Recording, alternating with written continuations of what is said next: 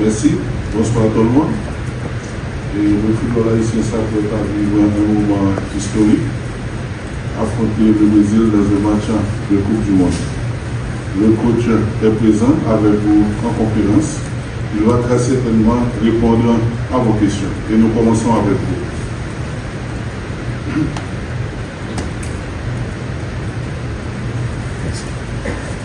Monsieur Daniel, d'abord bonsoir à vous aussi.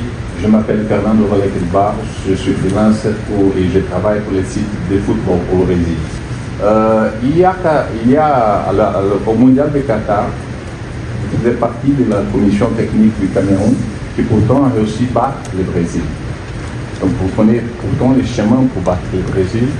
Qu'est-ce que l'Haïti doit faire demain pour répéter votre exploit au Qatar? Merci beaucoup.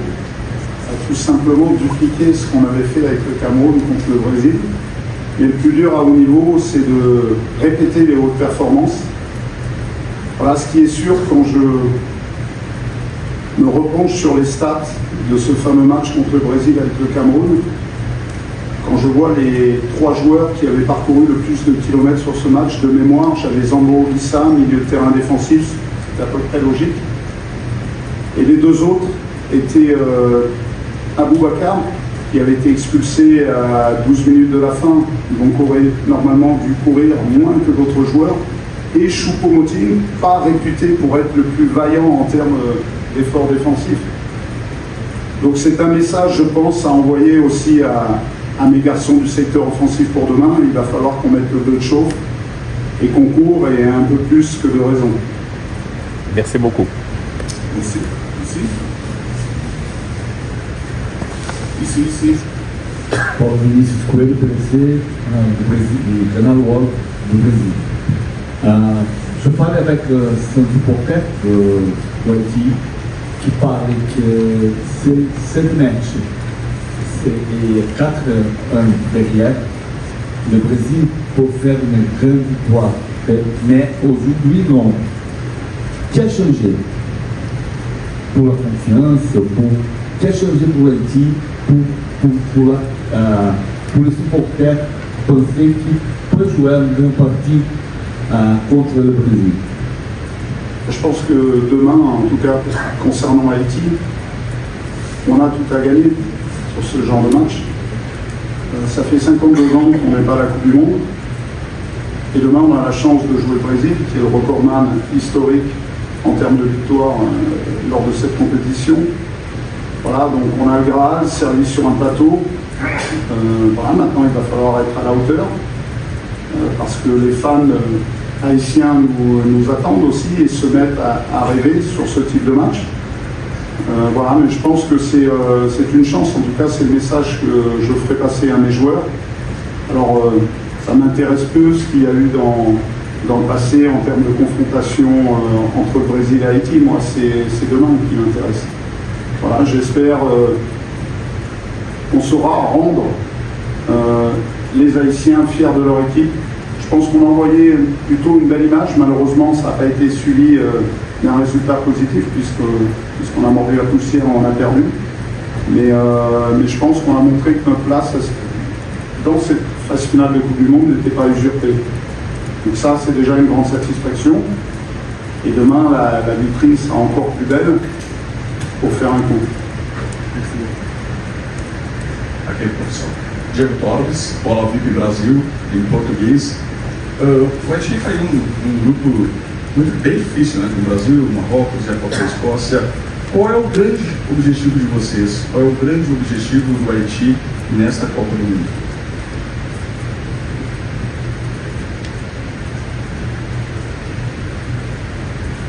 L'objectif de départ ne change pas. Malgré la difficulté du groupe, c'est vrai qu'on n'a pas été verni par tirage au sort. Alors pas verni, on a la chance aussi d'avoir 3 adversaires au football totalement différents. C'est aussi une belle vitrine pour nous.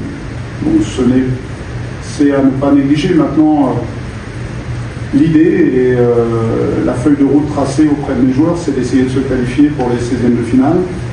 Le fait que 8 des meilleurs 3e soient aussi susceptibles de se qualifier nous laisse peut-être entrevoir que même à l'issue de ce match, rien pourrait être joué et ça peut jouer également sur le troisième match. Donc voilà, c'est l'objectif affiché.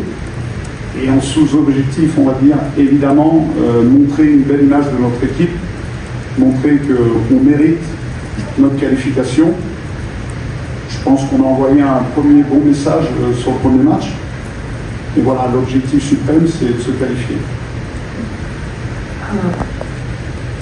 Coach, comment avez-vous travaillé sur la mentale de l'équipe après la défaite face à l'Écosse, puisque nous savons que demain, un plus grand défi nous attend? Plus grand, oui, en termes de FIFA ranking, c'est sûr. Après, je pense que les Écossais avaient autant envie que les Brésiliens demain de nous battre. Voilà, je pense qu'on a préparé cette compétition, mais déjà bien en amont. Je pense que lors du stage de préparation à Port-Lucie, dès l'intronisation du stade, j'ai fait comprendre à mes joueurs qu'avec Haïti, rien n'était fait dans la facilité.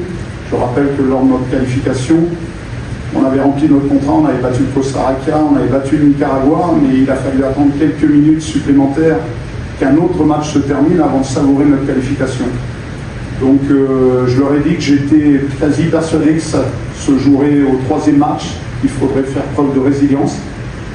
Et j'aimerais bien voir un dernier quart d'heure contre le Maroc où on serait encore en course de possiblement se qualifier. Voilà, donc on essaye on dit que la pédagogie est l'art de la répétition, c'est ce que je martèle à mes garçons, de ne pas lâcher, d'être résilient, ça pourra se jouer peut-être aussi à la différence de but.